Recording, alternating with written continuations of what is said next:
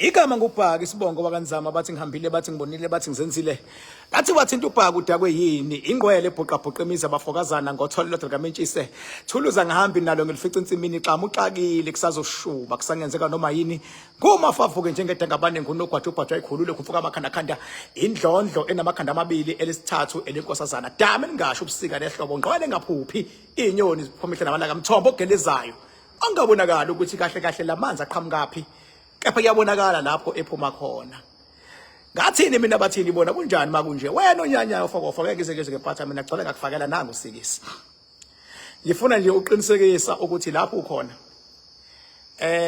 azi ukuthi abantu abayokulwela izimpo zaziyo nongazazi idlozi lakho noma yini oyenzayo noyishoyo phakamisa idlozi lakho kuqala ngoba ilona elalo kunye nawe ungakafiki kulomhlaba laba kunye nawe uzelwe laba kunye nawe ukhula laba kunye nawe esikoleni angifuni ukugqugquzela noma ubani ozokutshela ukuthi idlozi lakho lilwa nawe mancane amathuba ukuthi idlozi lakho lilwe nawe kepha idlozi lakho liyakwazi ukuthwebuleka liyakwazi ukuphelelwa amandla okukulwela kodwa ukuthi tshintshe kuthiwe lilwa nawe kufana nawe ngeke ingane yakho izalayo wayibulala okwesibili ngangishilo ngathi mina ikesh eyidlala ku social media angisoze mina ngachaza isikeshi nawe usibonayo ukuthi isikeshi ngeke ngabona esinye isikeshi nje la ebesidlalwa kulezi insuku sidlalwa kulezi insuku emadoda uyabona njengoba kukhona amaphoyisa uma bangabe uyinyanga amaphoyisa kumele akwazi ukufika kuwena kuyinyanga azocela usizo uyabona kodwa mase kufika isikhathi kuthiwa inyanga iyovula icala inyanga yokwenza ukuthi leyo nyanga isuke iadmita futhi submita ukuthi njengamanje impi ngaphezulu kwayo amaphoyisa aphezulu ngokomthetho umuntu oyinyanga akufanele leyo muntu ayosebenzisa amaphoyisa imisebenzi engawadingi athi uyovula icala nanoma ingane kodwa lowo muntu koyinyanga kumele alekelele amaphoyisa empini azilwa nezigebengu naseyitheni amaphoyisa abhizi ngaso so uyabona isikeshi masodlalwa siyofika epolice station and masifike epolice station sifike kufike ngacaca ukuthi kwenzakalani because umsebenzi wamaphoyisa uqondile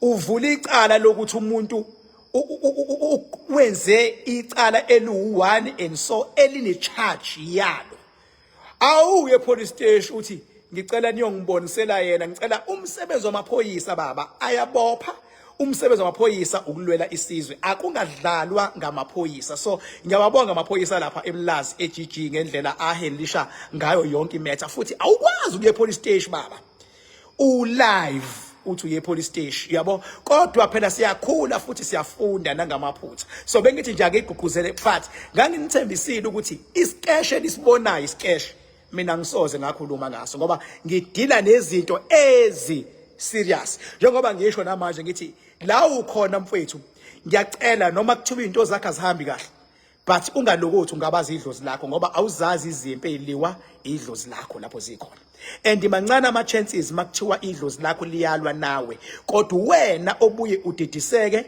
uxova izinto uyabona ungazi ukuthi ugcine uthintephi ugcina uhambephi yonke lonto bese ungcolisa idlozi lakho so inhloso yami namhlanje ukunitshela ukuthi kusasa umsombuluko it's Monday mangaphosisi kube kumhla ka25 kuzothi ngo5 ntambama kusasa sebengithege abantu ngaze ngazwela bethi angikhulume ngodaba oluthinta umngomezulu uThulani Mngomezulu owummeli onamandla ecaleni lokufa kukaSenzo Meyiwa bambonile abantu egula esecourt sebengithegile abantu abanye baze bafone bethi King nayekelela uThulani Mngomezulu kade eza kahle kangaka ngecala elithinta uSenzo Meyiwa ngiyanithembisa lapho nikhona kusasa 25 November Monday ngo5 ntambama ngizovele ngingene straight ngeke ngisho ngisho ibongo kusasa ngongena straight odabeni lukaThulani Mngomezulu ukuthi uguliswa yini, ukuthi kutheni, ukuthi kona uzosinda kanjani, nokuthi kumele enze kanjani, noma uzosinda yini. Ngizongena live. Ngiyacela umndeni kaThulani Mngomezulu ungangijaji ngo live wami. Sekuvunywe ngisho esigodlweni ukuthi ngingakhuluma. Ngiyacela unkosikazi kaMngomezulu angangijaji ngo live wami. Abalandeli baMngomezulu ungangijaji. Kuzothi abalandeli becase kaSenzomeyiwa bangangijaji. Ngicelwa abantu seziyakhala ke manje. Ngizochaza ngendaba kaThulani Mngomezulu owummeli, advocate in fact, one experience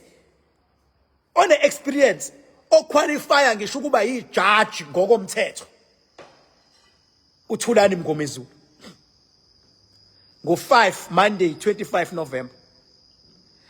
Mase ngiyacela lapho nikhona emakhaya ukuthi ngiyacela ukuthi noma kuthiwa whatever that you are going through, but ungadiscipline idlozi lakho nge-challenge that you are going through, because awulazi izimpi elilwayo, awazi ukuthi ekulweni nawe selihambe kangakanani.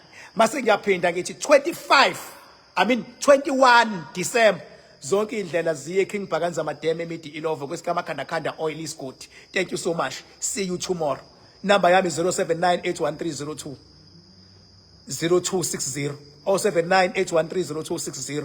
Baba yini ngiyabona ukuthi nisangena, kodwa cha no ngena kahle kusasa ngo5 ngizokhuluma ngodaba lukaThulani Mngomezulu advocate ecaleni lika Senzo Meyiwa ngokugula kwakhe nangoba ummeli nanemimoya emhlaselayo njengoba egula. Wena onyanyayo fokofo like ayikho into engizongayithinti kusasa mase ngikhuluma uThulani Mngomezulu.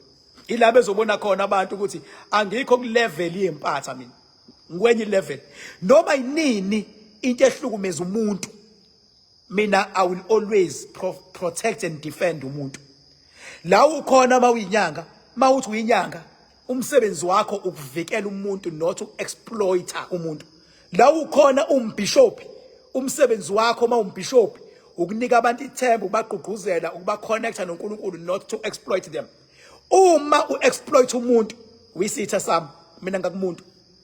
Angikhathali noma ngabe unabalandeli abayisatanist noma wini, kodwa mina ngisesayidini labantu. Uma futhi uyinyanga sewushintsha, ngikubona ukuthi uyaphenduka, sewuyaqala ukukhathalela abantu, ngiyakusupporta mina. Kodwa mawuyinyanga ethi isebenza abantu, mina mangikhuluma ngiphazamisa yona ekusebenzeni abantu, uyimpatha la kumina gcola ngakufakela. Mawuyinyanga edlala icash njengalesi bengisibona sidlalo, fuck off.